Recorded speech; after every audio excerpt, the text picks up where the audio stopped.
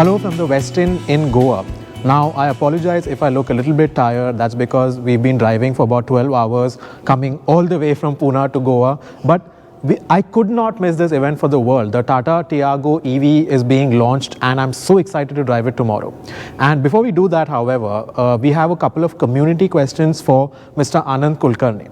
I've had the pleasure of interviewing him nearly 2 years back at the time of the launch of the Tata Nexon EV, and it's such a great pleasure to meet him in person again over here. So, Mr. Kulkarni, I know you're busy. Thank you for giving us your time. Pleasure and welcome. Thank you so much. Thank you. All right. So, let's not waste any more time and get on with the community questions. All right, first question from Mr. Deepak Bhallavi.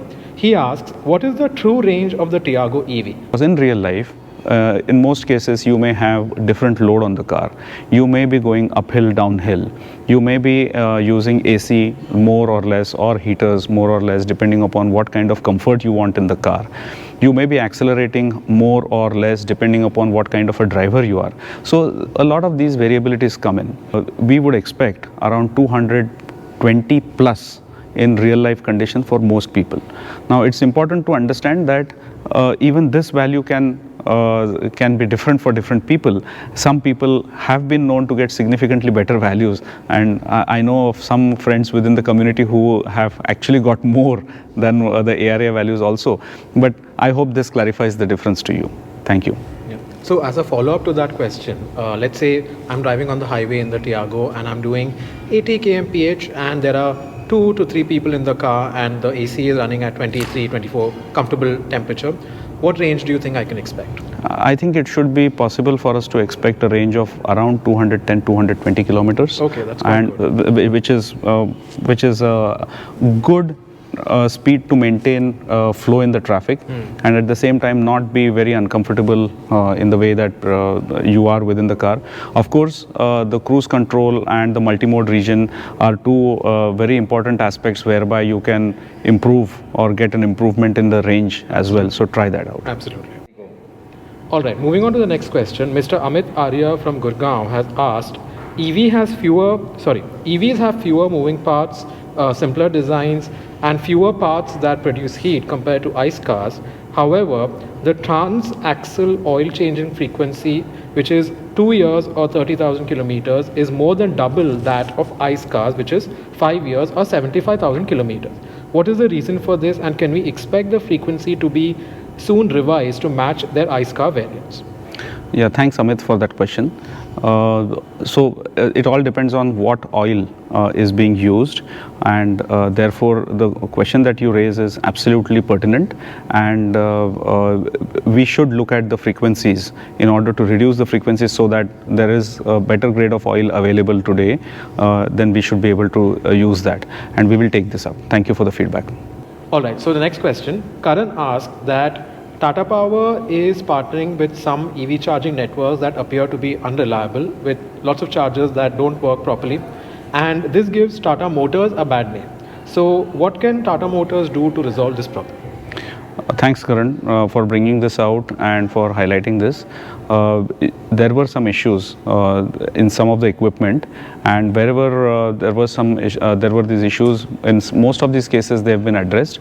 But if there are any specific aspects that we need to look into, we will definitely take this feedback back to Tata Power and make sure that the service is reliable and consistent. All right, so next question by Tamim Qayyum. I hope I'm pronouncing that right. It's a two-part question. Part A, is Tata Motors planning to continue the introductory price of the Tata Tiago? And B, how is Tata planning to improve customer experience in dealership and other pain points? All right. So thank you, Tamim. And this is a very important question. And we would like to say that we have 10,000 bookings. We had 10,000 bookings on the day one.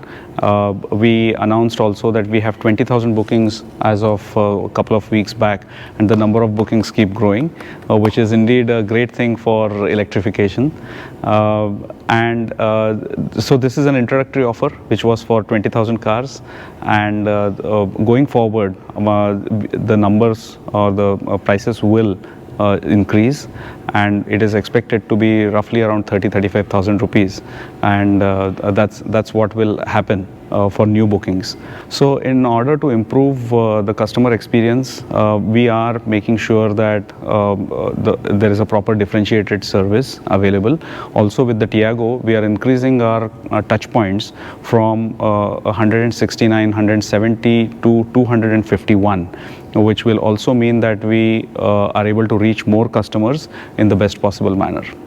Yeah, and paying an extra 35,000 is not bad when you remember that the car costs less than 10 lakhs and gives a range of 200 plus kilometers. So do take that into consideration if you're thinking about buying this car. Next question by Siju Abraham. Is it possible to upgrade the vehicle, the Tata Tiago, from one variant to another variant via software and paid hardware updates after a few years? Thanks, Siju, for that question. And there are aspects of the car that can obviously be upgraded. For example, there are features like seats, or there are features like IRVM, there are features like some other upholstery trims, etc., which can be upgraded. But there are other features which are integrated into the wiring harnesses, and therefore they may not be upgradable, even though it is possible for a payment to be made. If there are any software upgrades, that also depends, but I think whatever we have learned over the last couple of years is already incorporated within the car in terms of a cruise control or in the 4-stage multi-mode region that we have with the car, and therefore hopefully there is no need for any further upgrades. So the final question is by Mr. Raju, and this is a question that has been a pain point for a lot of us, because I own a Nexon. So the question is, can the bump at the foot of the middle of the back seat be removed? And I own a Nexon, for example, and if there are 3 people in the back, then the person sitting in the middle naturally is uncomfortable because their foot has to go on that bump. So can it be removed?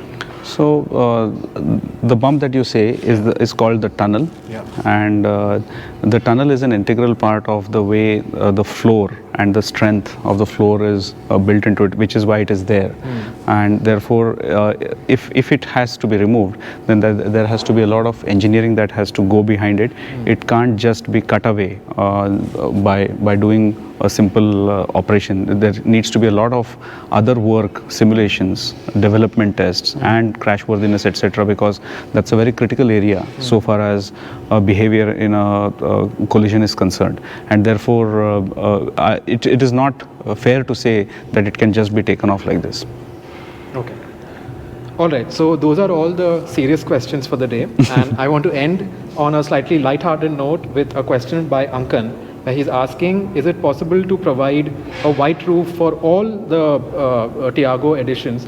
Because he says it will help reduce roof heating on sunny days. Well, since it's a fast one, I would only say to Ankan that no one can deny anything that you want to do on your own car. What can I say? So your feedback is noted, and go ahead, have fun with the car, but remember that your warranty is not guaranteed. Okay, so thank you so much, Mr. Kulkarni. I know you're so busy, and of course you're far more tired than any of us are because you've had a long day. No. You guys have had a fantastic trip. No, I love that. We enjoyed it, yes. But of course, thank you for giving us your time. We know you have an early morning flight tomorrow, so it was really good. I'm actually driving back. Oh, you're driving back? Yes. Oh, I'm so sorry. Thanks again for giving us your time. It was an absolute pleasure meeting you in the flesh for the first time, and we hope we'll see you again soon. So let me tell you, Abhishek, it's always a pleasure to interact with all the community members, and more importantly to try and address the really great questions, fantastic questions, because that helps us to explain quite a lot of what we are doing in our area, and therefore it's wonderful. So thank you once again. It's great that all of you have come here today, and I hope you have a fantastic drive on the Tiago.EV tomorrow, and we hope you enjoyed. Yeah, really looking forward to it. So thanks again, Mr. Kulkarni, and good night to you. Thank you. Good night.